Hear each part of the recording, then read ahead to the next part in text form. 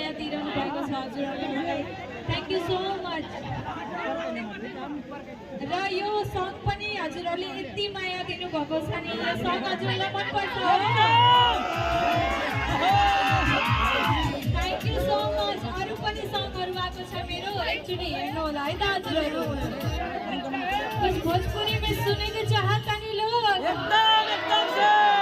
अच्छा एक बात बताइए हम नेपाली बोलेंगे तो बढ़िया लगेगी कि भोजपुरी बोलेंगे तो बढ़िया लगेगी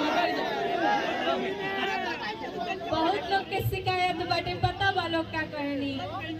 हमरा से केहू भेंट होकेला लोग ना तो हिंदी बोलेला लोग ना तो भोजपुरी बोलेला लोग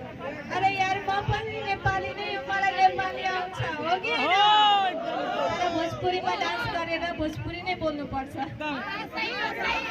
चलिए बहुत ज्यादा इंतजार करले बनी रहुआ लोग और जितना भी लोग बाहर बनी प्लीज अंदर आ जाए और हमने के जितना बानी सब बचावे के बाटे आगे ना एकदम सब केहू के